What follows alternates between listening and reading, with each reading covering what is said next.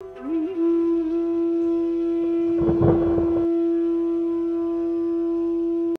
मैं देख रहा था कि 7 जैसे वो स्वर्ग हैं वो मूलाधार से ऊपर के हैं, और 7 जो पाताल लोक हैं वो मूलाधार से नीचे के हैं। अब श्री माता जी ने आपका क्षेत्र ये तय किया, मतलब 7 स्वर्ग का भी 7वां पॉइंट जो है यहाँ से आपकी शुरुआत, और इन सब स्वर्गों की जो स्टेट है वहाँ पर अलग अलग योगी लोग तपस्या कर रहे हैं।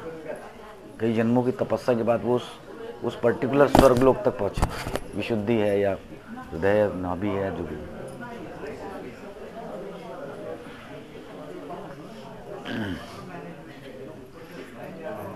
अब जैसे कितनी बढ़िया बात बताई समझ, स्वाहा, वहाँ कहते स्वाहा मतलब किसी चीज़ को कंज्यूम कर लेता है। अब आप किसी चीज़ को कंज्यूम करते हो फिर उसके बाद आप उसको सस्टेन करते हो, उसको सस्टेनिंग पावर भी तो आनी चाहिए ना।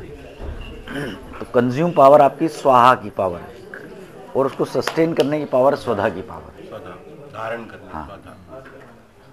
तो मान लीजिए आपने किसी चीज़ को जैसे वाइब्रेशंस को लिया, अब उसको कंज्यूम कैसे करो, कंज्यूम किया आपने, अब उसको सस्टेन कैसे करो, तो उसमें वो स्वधा की पावर है।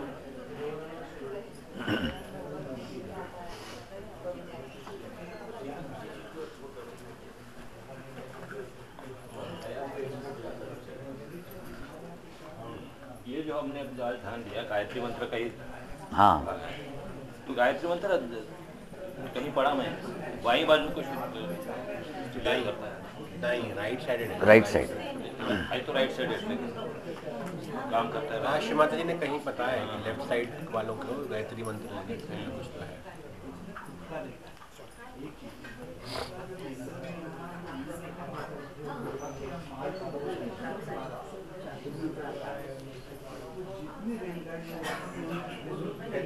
आप किसी के बारे में कुछ कह नहीं सकते कि कौन सा साइड का है, ये कौन सा साइड का है। परमात्मा 2 झटके में बदल देगा। अपन बुद्धि से सोच रहे हैं। एक लेक्चर माँ क्या करती है, अपन यूँ करते हैं ना, तो माँ यूँ करती है, पहले बंदा फिर बात बोलती है। आप क्या करोगे? इसमें भी कई वैरायटी है, 3.5 में एक वीडियो में तो राइट को क्योंकि वो कुछ भी कर सकती है, वो कुछ भी कर सकती है, वो कुछ भी कर सकती है, वो ना भी करें, वो निष्क्रिय भी हैं, वो कुछ कर भी नहीं सकती, मतलब कुछ भी कर सकती हैं, लेकिन वो नियम हम पे लागू नहीं होता है तब तक जब तक कि हम आत्मस्वरूप ना हो जाए। जब हम आत्मस्वरूप हो जाते हैं तो लगा दो ना, स्टैंड लगा दो, कोई बात नहीं, कोई बात नहीं, सुनाई नहीं देता फिर आप बेचारे बोलेंगे कि वहीं बैठ जाते हैं, वहीं बैठ जाते हैं, आपके साथ में बैठते हैं। अरे बैठो बैठो, तो क्या हुआ, बढ़ता है ना अहंकार फिर। तो फिर तो हिसाब से मेरे को करना ही नहीं चाहिए कुछ। आप कर सकते हैं। ये भी एक तरह का है, जैसे बोलते ना, हाँ लेंगे ना, बिल्कुल लेंगे। तो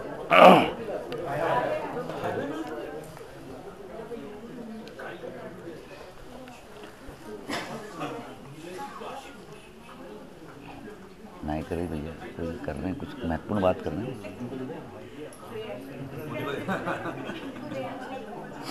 हम भी सुन लेंगे। अच्छा, कल मैं किसी किसी को बात करते सुनता हूँ तो बड़े, कल जैसे मैं किसी को बात करते सुना तो वो तो मुझे लगा कोई गंभीर बात कर रहे हैं, मतलब मुझे ही बताओ क्या बात कर रहे हैं गंभीर। तो चेहरे से ऐसा लग रहा था कि बड़ी गंभीर बात हो रही है बहुत ज़्यादा।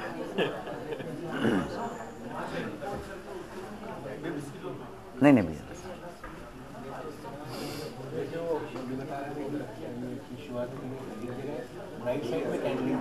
हाँ, मैं वही कह रहा हूँ कि श्री माता जी जो भी करती हैं ना, तो उनको ये अधिकार है, वो सब चीज़ों से परे हैं, तो वो कुछ भी कर सकती हैं।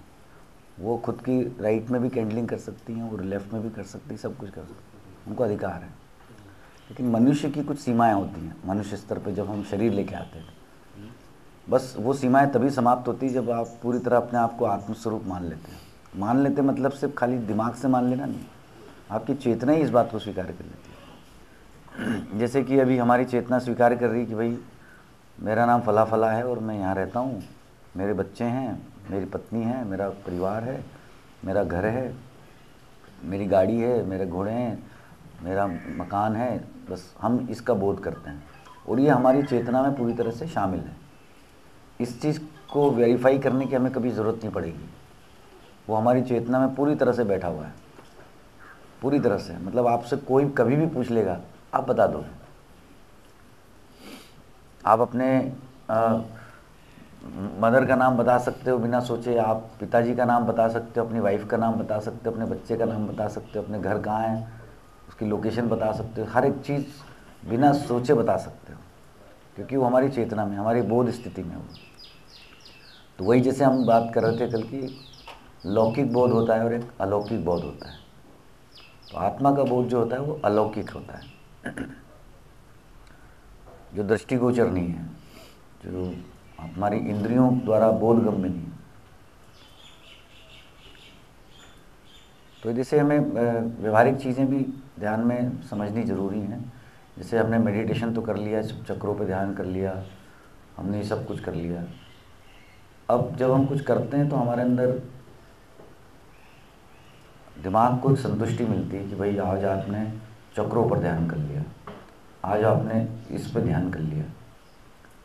लेकिन आत्मा इस बात को नहीं देखता है, वो सिर्फ देखता है। ये जो संतुष्ट होना ना होने का काम जो है वो सिर्फ दिमाग कर रहा है।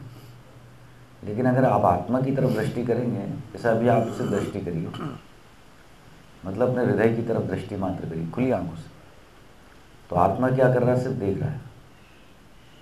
और आत्मा देख रहा है और आपका जो दिमाग है वो प्रतिक्रिया कर रहा है। दो चीज़ें हैं कि दिमाग हर समय प्रतिक्रिया कर रहा है और हृदय में स्थित बैठा हुआ आत्मा सिर्फ देख मात्र है। अब आप क्या कर रहे हो? ध्यान कर रहे हो, हाथ में देख रहे हो, ठंडा नहीं आ रहा है, गर्म आ रहा है, ऐसा आ रहा है, और मुझे अच्छा लग रहा है, मुझे अच्छा नहीं लग रहा है, ध्यान में थोड़ा सा ये भी कर लूँ, थोड़ा वो भी कर लूँ। लेकिन उस समय आप देखिए कि आत्मा इसमें क्या कर रहा है। आत्मा सिर्फ देख रहा है, सिर्फ देख मात्र है। आप सब करे जा रहे हैं लेकिन वो सिर्फ देख रहा है। तो जैसे आप उसको देखते हैं आप भी वैसे हो जाते हैं। देखिए आप, बिल्कुल सिंपल चीज़ है, इसको करने वाली चीज़ नहीं बता रहे हैं, सिर्फ देखने वाली। जब आप देखते हैं उसको तो आपको उसका स्वरूप दिखाई देता है। वो तो देख रहा है, वो बैठा हुआ आपकी सारी गतिविधि देख रहा है, कोई रिएक्शन नहीं दे रहा है। आप चालाकी कर रहे हैं, आप प्रतिक्रिया कर रहे हैं, आप क्रोध कर रहे हैं, वो कोई प्रतिक्रिया नहीं दे रहा है, वो सिर्फ देख रहा है। तो जब भी ऐसे दिन भर में आप हमारा चित्त है, बस उसकी तरफ देखो। तो देखो, मैं परेशान हो रहा हूँ तो भी वो देख रहा है, मैं दुखी हो रहा हूँ तो भी वो देख रहा है। ये जो देखने की क्रिया बढ़ती जाएगी उसकी तरफ, तो धीरे धीरे धीरे हम भी उसी के क्षेत्र में आते जाएंगे, हम भी उसी के क्षेत्र में आ जाएंगे। तो कितना सुंदर है, देखिए आ रहा है समझ में? जैसे ये जो बात बोल रहे हैं समझ में आई है? जैसे आप आंखें खुली हैं आपकी, आपको आंखें बंद करके ध्यान करने की जरूरत नहीं है। आपकी दृष्टि सिर्फ अपने हृदय की तरफ रहे, और हृदय की तरफ दृष्टि रखते हुए आप सिर्फ देख रहे हैं कि आत्मा सिर्फ सब चीज को देख रहा है। बस आपका दिमाग ही है जो प्रतिक्रिया कर रहा है, बाकी वो तो कुछ नहीं कर रहा है, वो तो सिर्फ देख रहा है। बहुत सुंदर क्रिया है इस तरह से देखना।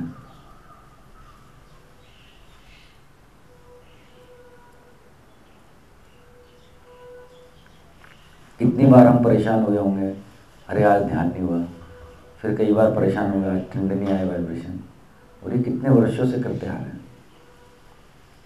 लेकिन हम डिससेटिस्फाइड ही रहे, हमेशा सेटिस्फाइड नहीं रहते। जैसे अभी ये दीदी ने एक प्रश्न बहुत अच्छा किया, भैया घर जाते हैं तो उलझ जाते हैं बच्चों में, ये उसमें इसमें। तो आपको पता है इसका अपन ने एक युक्ति बताई करी थी कल, थोड़ा सा हम ध्यान नहीं देते हैं। तो मैं आपको से बार बार ये कह रहा था कि हम लोग सुनते तो हैं लेकिन बात को पकड़ नहीं पाते हैं। तो वो जो पकड़ है ना हमारी, वो कमज़ोर है थोड़ी सी, उस तत्व को पकड़ने की। तो जब आपको कहा गया कि इस समय अपनी वो सारी चीज़ों को सामने लाइए जो आपको परेशान कर रही है, ये उसका समाधान है। जैसे मान लीजिए कोई चीज़ आपको बहुत परेशान करती है, आप परेशान हो, आप सिर्फ उसको दृष्टा होकर देखो मात्र।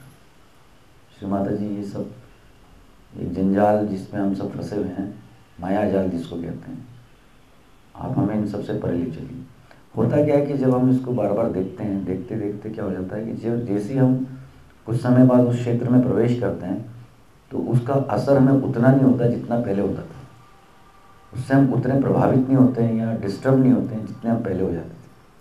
तो मात्र देखने की क्रिया से उसका जो प्रभाव है वो कम होने लग जाता है।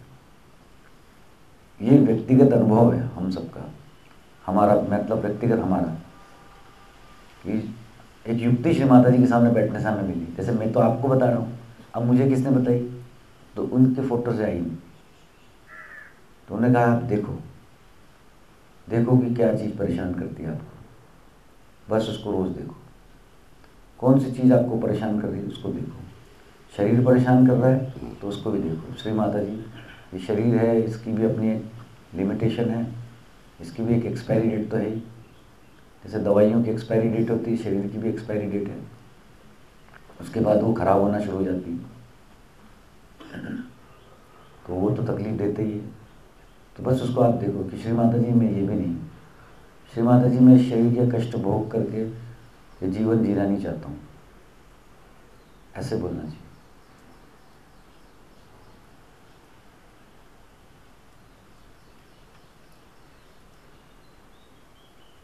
देखिए आप हृदय में, बस देखिए हृदय, वो देख रहा है, लेकिन आपका दिमाग प्रतिक्रिया दे रहा है, लेकिन आपका दिमाग धीरे धीरे दिमाग भी उसी क्षेत्र में आ जाएगा। देखिए करके हो जाएगा, लेकिन करके मतलब क्रिया नहीं है। आप क्रिया की तरह पकड़ेंगे तो नहीं होगा। समझदारी से देखना है, समझना है उस बात को। आप बोल रहे हैं कि वो देखिए, तो ये देखने वाला कौन, चित्त देख रहा है या बुद्धि देख रही है? अभी तो फिलहाल हम देख रहे हैं, मतलब बुद्धि। अभी तो फिलहाल हम उस सत्य को पहचान रहे हैं। फिर जब दोनों एक हो जाएगा, फिर देखने वाला खत्म हो जाएगा, मतलब जो शरीर पक्ष है, जो 3 डायमेंशनल चीज़ है ना। 3 डायमेंशनल मतलब एक तो जो हृदय में बैठा हुआ आत्मा जो कुछ नहीं कर रहा है लेकिन दृष्टा है, एक हम जो करना चाह रहे हैं, और तीसरा जो देखने की क्रिया है। एक देखने की क्रिया हो गई जिससे हम देख रहे हैं, और एक हमारा शरीर पक्ष, और अब इन तीनों को जो देखता है वो चौथा पक्ष, जो करने वाले को भी देख रहा है, जो शरीर को भी देख रहा है, और वो जो आत्मा बैठा है साक्षी उसको भी देख रहा है। अब ये बात थोड़ी कठिन ज़रूर लगेगी हमें, भाई ये कैसे होगा, क्योंकि हम हर चीज़ में प्रोसेस ढूंढते हैं ना। हमें प्रोसेस बताई गई कि ये चक्र पकड़े तो ये मंत्र ले लो, ये करो तो वो प्रार्थना कर लो, इसके लिए ये ट्रीटमेंट कर लो। तो हम सूक्ष्म चीज़ों के लिए भी कोई ट्रीटमेंट चाहते हैं। समस्या यही है कि हम सूक्ष्म चीज़ों के लिए भी ट्रीटमेंट चाह रहे हैं, उसके लिए कोई ट्रीटमेंट नहीं है। उसके लिए समझदार विवेक, जिसको विवेक शक्ति कहा गया, और जिनमें वो विवेक होता है वो उस बात को बहुत जल्दी पकड़ लेते हैं, वो समझ जाते हैं कि बात है क्या वास्तव में। और जब विवेक शक्ति की कमी होती है तो फिर आप वही ज़ीरो से बात करते हैं कि पूरी रामायण खत्म होने के बाद पूछते हैं आप भगवान राम कौन थे, क्योंकि पूरी बात सुनने के बाद भी आपको बात समझ ही नहीं आई कि बताना क्या चाह रहे थे। तो मनुष्य का वही बेसिक प्रश्न पे फिर से आ जाता है। तो जब वो बेसिक पे आता है तो कभी कभी मुझे भी लगता है कि फिर को क्या समझ में आया। अच्छा, क्यों नहीं समझ में आया? क्योंकि हमारे अंदर जो गणेश तत्व है, जब तक वो स्ट्रांग नहीं बनता ना तो बात समझ में नहीं आती है। कई वर्ष भी निकल जाते हैं सहयोग में ध्यान करते करते करते, लेकिन एक सिंपल सी, सरल सी, सहज सी बात हमें समझ ही नहीं आती है, क्योंकि जितनी भी क्रियाएं हमारी रही हैं वो बिल्कुल असहज रही हैं। तो सहज बात को समझने में बहुत समय लग जाता है। आप अपने पूरे ध्यान के जो स्ट्रक्चर को देखें हैं, सुबह से शाम जो हम ध्यान करते हैं या जो भी सहयोग में गतिविधि कर रहे हैं, वो पूरा असहज वे में है। मतलब वो आपको सहज नहीं बना रहा है, असहज बना रहा है। अब नाम के लिए तो हम झंडा फहरा के बोलते रहते हैं सबको, सहयोग करो सहयोग करो, सहज हो जाओगे सहज हो जाओगे। आपकी आत्मा जानती है आप खुद ही सहज नहीं, ये बात तो तय है। हमें खुद को पता है कि यार हमारे अंदर ही प्रॉब्लम है, बांटे जरूर जा रहे हैं लेकिन वो हमारे अंदर भी नहीं रहे, तो कॉन्फिडेंस नहीं रहता है बोलने में। आप जब खड़े होकर बोलते हैं ना तो आपके चेहरे से वो कॉन्फिडेंस झलकता नहीं है। या तो एक तरह का कॉन्फिडेंस अहंकार का दिखेगा कि आपको बहुत ज्ञान है, तो वो कॉन्फिडेंस दिखेगा, और नहीं तो चेहरे पर आपको वैसे आपकी सब बीमारियां ठीक हो जाएंगी। अब पता चला आपकी बीमारी ठीक नहीं हो रही, तो वो कॉन्फिडेंस कब आता है? जब आप अपने साथ इसी तरीके से तपस्या में रत रहते हैं, जो बोलते हैं तपस्या आज्ञा चक्र पे। तो ये तपस्या मतलब ये जो मस्तिष्क में जितना भी ये जो सीमित दायरा है, इससे कैसे आप बिना प्रयास के फ्री हो सकते हो, ये तप है। मस्तिष्क से परे कैसे जा सकते हो, ये तप है। क्योंकि यहाँ तक तो तप किया जा सकता है, हठ योग किया जा सकता है, आज्ञा से ऊपर हठ योग हो नहीं सकता है। तो आज्ञा चक्र से सहस्त्रार के बीच का जो मार्ग है बहुत महीन सा मार्ग है। इतना महीन है कि आपने ज़रा सा एफर्ट लगाया, ज़रा सी ये बोहें भी ऊपर कर ली तो ब्लॉक हो जाएगा, इतना महीन है। जैसे हम सोते हैं तो कैसे सोते हैं? बिल्कुल नॉर्मल। हमारे चेहरे के भाव कितने नॉर्मल होते हैं, क्यों? क्योंकि बिल्कुल शांत हो जाते हैं, क्षमा हो जाता है सब कुछ, तो हमको नींद आ जाती है। अब जिनको नींद नहीं आती मतलब वो आज्ञा चक्र क्रियान्वित रहा है, घूम रहा है, तो नींद नहीं आ रही उसमें, जो नींद की जिनको प्रॉब्लम्स होती है। और कुंडलिनी को जब आप ज़बरदस्ती धक्का देते हो आज्ञा चक्र से ऊपर, मोस्टली बहुत सारे लोग करते हैं ये चीज़ें। अगर कराने वाला ऐसा ध्यान कराएगा तो सब लोग वैसे करने का प्रयास करें।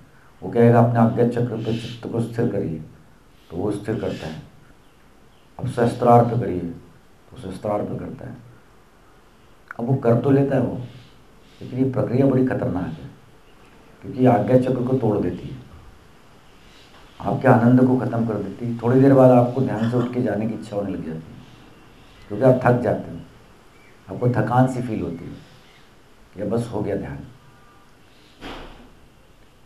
आज जैसे हम लोग भी कल से बैठे हैं, अभी बैठे हैं, तो हमारी बैठने की इच्छा क्यों बन रही है?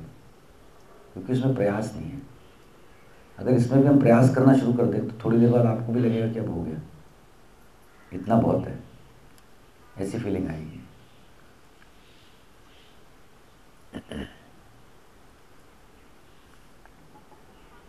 मैक्सिमम सेंटर्स पे यही टर्म यूज की जाती है भैया कि चित्त को सहस्त्रार पे स्थिर करें, हर जगह बिल्कुल। सेंटर्स पे जाए। देखिए उसका कितना अच्छा समाधान है। देखिए भैया ने बताया ना कि सब जगह होता है, बिल्कुल होता है, लेकिन आप लोगों से जब मेडिटेशन करवाने का बोला जाए तब आप वो कराओ जो आप समझते हो। आप उसी ढर्रे पर बात मत करो। इसका मतलब ये नहीं कि उस प्रोसेस को आप चेंज कर दो, जो उस फॉर्मेट है वैसे ही कराओ। 3 महामंत्र, गणेश मंत्र, स्पीच है, जो भी भजन है, फिर ध्यान है। अब जैसे दोनों में कितना अंतर है? अगर अब मैं बोलूँ कि आपको कि सिर पे महसूस कीजिए और चित्त को सिर पे रखिए, अब दोनों में बहुत अंतर है। जब आप ये कहते हैं सहस्त्रार पे या तालु पे महसूस कीजिए, तो अगर आपको महसूस नहीं हो रहा तो आपका चित्त नहीं जाएगा वो, ठीक है, सीधी सी बात है। तो छोड़ दीजिए, हाथों पर फील करिए, मत उसमें हठ योग मत करिए, हट मत करिए कि नहीं मेरे सिर पे आना ही है। आप आ भी जाओगे तो गिरोगे धड़ाम से, ज़्यादा देर तक वैसे भी नहीं रुक पाओगे। तो बेहतर ये है कि अगर स्पॉन्टेनियस तरीके से ऊपर आ रहे हैं तो ज़्यादा अच्छा है, क्योंकि ज़्यादा समय तक वहाँ रह पाएंगे। अच्छा, वहाँ भी क्यों रहना है? मान लीजिए सिर पे भी बढ़िया से सहस्त्रार खुल गया, ठंडक से आ गई, सिर पे बहने लग गया, आपको मज़ा आने लग गया। अब मज़ा किसको आ रहा है? मुझे मज़ा आ रहा है। अरे भैया आज तो सिर के ऊपर ठंडा ठंडा लग रहा था। अब आपने बोला ठंडा ठंडा लग रहा था, चलो किसको लग रहा था? वो जो बहुत दिनों से ठंडा फील नहीं कर रहा था ना, आज उसको ठंडा फील हो गया, तो उसको मज़ा आ गया, क्योंकि उसको कई दिनों से ठंडा नहीं लगा था। अब उसने क्या सोचा कि अब बस ये हो गया मेरा, तो क्या ये हो गया? नहीं, क्योंकि जैसे ही आप संसार में जाओगे आपको ये ठंडापन भी मदद नहीं करेगा। मान लीजिए कि कोई आपके हमारे घर में कुछ ट्रेजिडी हो गई, कुछ इंसिडेंट हो गया ऐसा अनटूवर्ड, तो आपको सिर पे बहुत तेज वाइब्रेशन आ रहे हैं, हाथों पे आ रहे हैं, तो आप उससे फ्री हो जाओगे? आपका मन वहाँ से हट जाएगा? नहीं हट पाएगा। आपका मन बार बार हो जा रहा है, ऐसा क्यों हो गया, ये हो गया, वो हो गया, है ना? तो फिर वहाँ मदद कौन सी चीज़ करेगी? ज्ञान। ज्ञान किसे कहते हैं? ज्ञान, सत्य का ज्ञान। जब आपको सत्य का ज्ञान हो जाता है तो वो उस समय भी काम करेगा, क्योंकि आपने पहले से इसका चिंतन मनन कर चुके हैं, उस परिस्थितियों का भी चिंतन मनन पहले ही कर चुके हैं। तो जब वो परिस्थितियाँ सामने आती हैं तब आपको पता होता है कि हाँ ये तो ठीक है जो भी है, आप उसको एक्सेप्ट कर लेते कि आपको ज्ञान हो गया है। जिसको ज्ञान हो जाता है वो इस स्थिति से जुड़ जाता है। वाइब्रेशन तो श्री माता जी आपको उस समय इसलिए देती है कि आप उस समय आपका चित्त अपने, क्योंकि वाइब्रेशन आएगी तभी चित्त आपका वहाँ जाएगा। तो अब ऐसे तो वाइब्रेशन आ नहीं रहे, तो जब वाइब्रेशन वो फ्लो करती है तो आपका अटेंशन वहाँ चला जाता है। लेकिन चूंकि हमारा मोह बहुत वहाँ रहता है या हमारा भय बहुत तगड़ा रहता है, तो हम वाइब्रेशन को फील करने के बावजूद भी वहाँ चले जाते हैं उसमें, उस दायरे में। लेकिन जब हम ज्ञान करने लग जाते हैं सच का, इसलिए रोज़ हमें करना चाहिए, क्योंकि हम लोग वास्तव में माइनस की स्टेट में जा रहे हैं, फिजिकल रूप से भी माइनस में जा रहे हैं, हर स्तर पे चीज़ें माइनस में जा रही हैं। तो सिर्फ एक ही चीज़ है कि वाइब्रेशंस जो हैं प्लस में जाते हैं, अगर उसको देखा जाए, महसूस किया जाए। जब वो बढ़ते हैं तो वो सारी चीज़ों को ओवर पावर करते हैं, मतलब उसको सब ढक लेते हैं। तो इसको बढ़ने देना चाहिए बस, और बार बार उस संसार को भी हमेशा जिसमें हम रह रहे हैं हमेशा विटनेस होकर देखना। देखिए युक्ति जो आप प्रश्न कर रहे थे, बार बार उस संसार को अपने ध्यान में विटनेस होकर देखिए, जो भी चीज़ें परेशान करती हैं उनको विटनेस होकर देखिए। श्री माता जी मैं इससे बहुत जल्दी भयभीत हो जाता हूँ, श्री माता जी मेरे अंदर अभी भी इस चीज़ का अटैचमेंट है, श्री माता जी मैं अभी भी यहाँ पर मेरा मन लगता है, श्री माता जी अभी भी मेरा मन आप में क्यों नहीं लगता है, श्री माता जी मैं अभी भी क्यों आपका ध्यान करने का प्रयास करता हूँ। जैसे अभी किसी ने कहा कि भैया ये कर लो, तो ये कर लो मतलब हमारे अंदर विचार क्यों आया? क्योंकि हम सेटिस्फाइड नहीं हैं अपने मेडिटेशन से। सबसे पहले सेटिस्फाइड हो जाइए, कम हुआ ना क्या फ़र्क पड़ता है। कल कितनी सुंदर बात निकली ना, निर्गुण में रहिए, गुणों में मत जाइए, तो निर्गुण अवस्था पाना आसान हो जाएगा। नहीं तो ये तो गुण सगुण चलता रहेगा ध्यान में, और हमें लगेगा कि ये तो बहुत दूर की कौड़ी है इस तत्व को पाना। तो हम समझ ही नहीं पा रहे हैं कि हमारा पूरा ध्यान ही गुण में या सगुण में चल रहा है। लेकिन निर्गुण में जाना, अगर यहाँ से शुरुआत की जाए कि कोई गुण ही प्रकट मत करिए, ना तो अच्छा और ना बुरा, न्यूट्रल, एक दृष्टा है। आज जैसे आप एक आधा घंटा बैठे, हो सकता है आपको 15-20 मिनट नींद आ गई, जैसे तैसे करके आप ठीक है। अच्छा, उसको ठीक कहने का मतलब ये नहीं कि आप चलते जा रहे वैसे, उसको ठीक भी करिए और आगे बढ़िए। वो भी एक कमज़ोरी नहीं होना चाहिए कि नहीं ठीक है, मतलब आप सो रहे हो तो सो ही जा रहे हो, ऐसा नहीं है। अब मान लो खर्राटे की आवाज़ आ रही कलेक्टिविटी में, तो आपको समझना है कि भाई आपकी खर्राटे की आवाज़, आप आँखें खोल लो। तो ये सब चीज़ों को आपको खुद देखना। अब मान लीजिए आप ताली बजाते हैं आरती में, कोई अपने मन से ताली बजाया जा रहा है, उसको मतलब ही नहीं किसी से, कोई अपने मन से ताली बजाया जा रहा है। तो भाई आप जो ताली बजा रहे हो तो एक साथ बजाओ ना, फटाके क्यों फोड़ रहे हो? तो वो ऐसा लगता है फटाके फूट रहे हैं, है ना, तड़ तड़ तड़ तड़ तड़ तड़ तड़ तड़ वो चलता रहता है। भाई जब हम, अब ये चीज़, अब ये कोई मैं आपको प्रोटोकॉल नहीं बता रहा हूँ और ना ये बताने वाली बात है, लेकिन सिंपल सी लॉजिक की बात। अब जैसे कोई आरती गा रहा है तो वो अपने तेज तेज बोले जा रहा है और बाकी पीछे चल रहे हैं, उसको होश ही नहीं है कि मैं आगे आगे बढ़े जा रहा हूँ पीछे। आप धीरे हो जाइए, साथ में आ जाइए, ये विवेक होता है।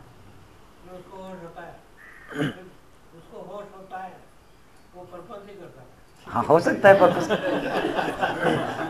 क्योंकि देखो ये विवेक की चीज़ होती है। आप कलेक्टिविटी के साथ चल रहे हो ना, तो साथ में चलो, और वो उसको होश, इसका मतलब आप कॉन्शियस स्टेट में नहीं हो, आप में वो सतर्कता नहीं है जो एक विवेकशील व्यक्ति के अंदर सतर्कता होनी चाहिए कि अगर आपकी ताली आगे पीछे जा रही है तो आप साथ में करो। तो ये कोई सिखाने वाला प्रोटोकॉल थोड़ी है जो मैं बात कर रहा हूँ आपसे, ये मैं एक जनरल ऑब्जर्वेशन की चीज़ है कि भाई आप अगर ताली बजा रहे हो या आप आरती माँ की गा रहे हो तो आप अपना जोर जोर से सुर लिए जा रहे हो बेसुर होकर, और बाकी लोग पीछे चले जा रहे हैं, 3 अलग अलग सुर चल रहे हैं उसमें, तो कोई झुकने को तैयार नहीं कि नहीं साहब मैं इनके साथ हो जाऊँ, वो सोचेगा ये मेरे साथ हो जाए। तो आपको स्लो हो जाना चाहिए, जनरल विवेक है, उसमें कोई बताने वाली बात ही नहीं है चीज़ें, नहीं ये कोई हमको योगियों के लिए ऐसी कुछ ये कोई सेमिनार का एक प्रश्न है